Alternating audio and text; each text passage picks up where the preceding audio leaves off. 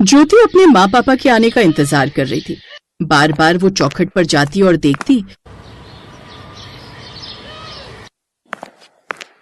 तभी उसके माता पिता आ गए। माँ, क्या हुआ? कुछ बात हुई रवि के माता पिता से? सारी बात हो गई है, हमने सब कुछ देखा है, पर मैं और तेरे पापा बहुत चिंता में हैं। ज्योति, तू इतने बड़े परिवार में कैसे रहेगी? तेरे लिए वहां रहना बहुत मुश्किल हो जाएगा। अरे इतना बड़ा परिवार है, तुझे मिलाकर 10 बहुएं बनेंगी। 10 बहुओं का परिवार है, तू 10 बहुओं वाली ससुराल में परेशान हो जाएगी। मुझे नहीं लगता कि तुझे इतने बड़े परिवार में शादी करके जाना चाहिए। नहीं माँ, ऐसा मत कहो, मैं रवि से बहुत प्यार करती हूँ। मैंने और रवि ने एक दूसरे से वादा किया था कि चाहे कुछ भी हो जाए, हम एक दूसरे का साथ नहीं छोड़ेंगे। माँ, मुझे कोई परेशानी नहीं होगी, मैं रह लूंगी। मैं रवि के साथ ही शादी करूंगी। माँ पापा प्लीज, मैं कहीं और शादी नहीं करूंगी। आप रिश्ते के लिए हाँ कह दो। ज्योति की आंखों में आंसू आ जाते हैं। अपनी बेटी को कोई भी माता पिता रोता हुआ नहीं देख सकते, इसलिए अपनी बेटी ज्योति की खुशी की खातिर उसके माता पिता उसकी शादी के लिए तैयार हो जाते हैं। और फिर एक शुभ मुहूर्त में ज्योति की शादी रवि के साथ हो जाती है। शादी के बाद ज्योति 10 बहुओं वाले ससुराल में पहुंचती है। ज्योति बहुत खुश थी क्योंकि उसे अपना प्यार मिल गया। अगली सुबह जब ज्योति अभी कच्ची नींद में ही थी कि तभी उसकी जेठानी रेखा ने उसे जगा दिया। ज्योति, सुबह के 4 बजे हैं, आरती का समय हो रहा है, जल्दी से तैयार होकर नीचे आ जाओ। अभी तो सुबह के 4 ही बजे हैं, इतनी जल्दी सोकर उठना पड़ेगा? मेरी सभी भाभियां भी सुबह 4 बजे ही सोकर उठती हैं। एक काम करता हूँ, तुम तैयार होकर नीचे जाओ, मैं भी नहा धोकर नीचे आ जाऊंगा। ठीक है, आप जाओ, मुझे तो बहुत घबराहट हो रही है। ज्योति नहा धोकर तैयार होकर जब नीचे आंगन में पहुंचती है तो वो हैरान रह जाती है। उसकी सारी जेठानियां कोई ना कोई काम कर रही हैं। सुबह के 4:30 बज रहे थे, पर ज्योति के ससुराल के वातावरण को देखकर ऐसा लग रहा था जैसे दोपहर के 12 बज रहे हो। सुनैना, मंदिर में पूजा का घी नहीं है, जल्दी से भंडार घर से पूजा का घी निकाल लाओ। माँ जी बस पूजा के लिए आने वाली हैं। अरे ज्योति आ गई। ज्योति, आज तुम्हारे इस घर में पहली आरती है। एक काम करो, वहां सामने फूल रखे हैं, जरा देना। रजनी भाभी देखना, दोपहर के लिए भटूरे का ये आटा बहुत रहेगा, ये और मिलाऊं? थोड़ा और मिला लो, बच्चों का तो तुम्हें पता है, भटूरे छोले के नाम पर ही उछल पड़ते हैं, थोड़े ज्यादा ही बनाएंगे। भाभी ये फूल। हाँ लाओ। ममता, पहले मंदिर घर की झाड़ू लगा लेना, तुम्हें पता है माँ जी बाद में झाड़ू लगाने नहीं देंगी। ममता भाभी, सफाई के लिए काम वाली नहीं आएगी? काम वाली? यहाँ पर कोई काम वाली नहीं आती। यहाँ पर हम सभी मिलकर घर के सारे काम करते हैं, जो अब से तुम्हें भी करने हैं।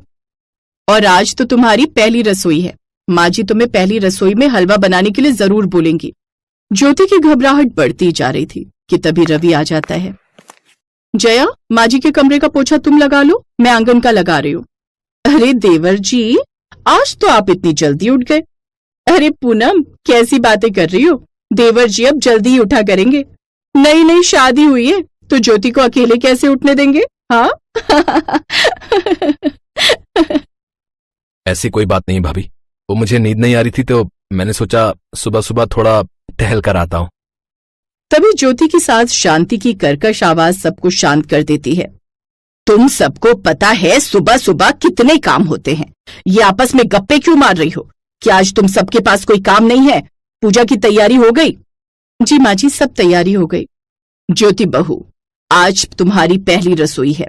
यहाँ पूजा आरती के बाद रसोई में तुम्हें हलवा बनाना है। उसके बाद रजनी तुम्हें घर के काम बता देगी। अगले कुछ दिनों बाद तुम्हें भी घर के कामों में हाथ बटाना है। तुम सब ज्योति को रसोई में हलवा बनाने की सामग्री दे दो और बता दो ज्योति को कि हमारे यहाँ किस तरह का हलवा खाया जाता है। और रवि, तुम भी अब उठ गए हो, साथ में पूजा करेंगे। ज्योति हामी में सिर हिला देती है। सभी बहुएं ज्योति को रसोई में हलवा बनाने की सामग्री देकर सब कुछ समझा देती हैं। ये सामग्री तो बहुत ज्यादा है, मुझे कितना हलवा बनाना है? तुम्हें कम से कम घर में सबको मिलाकर 40 लोगों के लिए हलवा बनाना है। रसोई की दूसरी तरफ बने आंगन में तुम्हें हलवा बनाना है। हम ज्यादा चीजों के लिए उसी आंगन का इस्तेमाल करते हैं, वहां पर बड़ी भट्टी लगाकर हम खाना बनाते हैं, इसलिए अब तुम्हें भी हलवा वहीं बनाना है। हम लोग तुम्हें सामग्री देकर जा रहे हैं, माँ जी पूजा के लिए बुला रही हैं, तुम प्रसाद का हलवा बनाना शुरू कर दो। पर सुनो तो भाभी, मैं इतना सारा। ज्योति का दिमाग खराब हो चुका था, उसने कभी इतना सारा हलवा या फिर कोई खाने की चीज ज्यादा मात्रा में बनाई ही नहीं थी। हाँ मम्मी, बताओ ना, इतना सारा हलवा, मुझे तो पता ही नहीं कितना घी डलेगा, कितनी सूजी, कितनी शक्कर, सब कुछ उथल पुथल हो रहा है।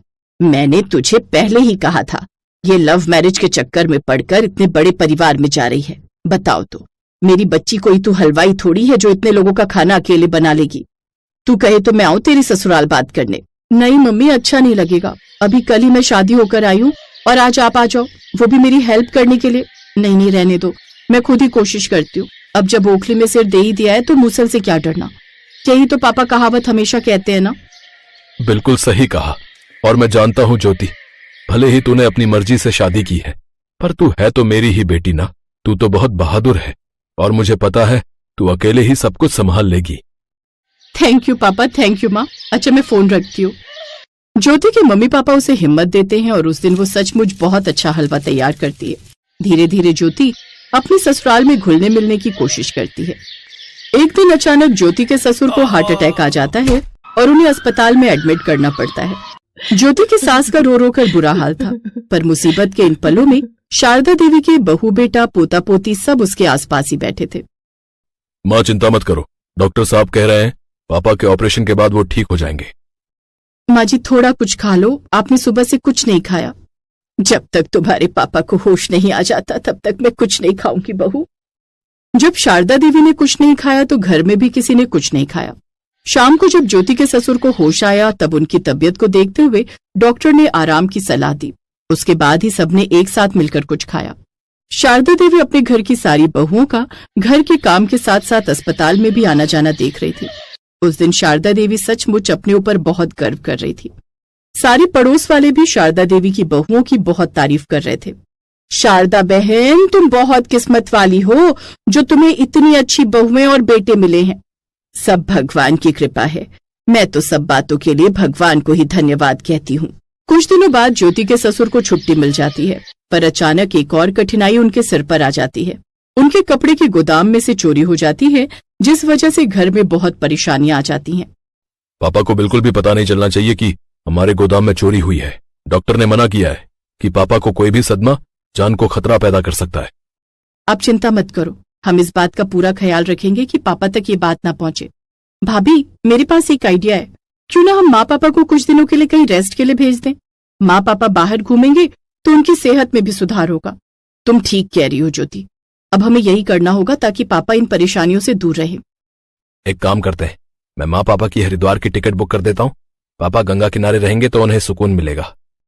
शारदा देवी देखती हैं कि उसके बेटा बहू उन दोनों की कितनी चिंता करते हैं। शारदा देवी की आंखों में आंसू आ जाते हैं।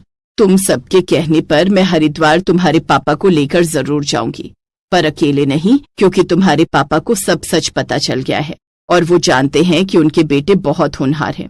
वो फिर से अपने घाटे को भी पूरा कर लेंगे और उनका काम भी अच्छा हो जाएगा। कहते हैं मुश्किलें कितनी भी आए, पर जब परिवार में एकता होती है तो हर मुश्किल से लड़ना आसान हो जाता है।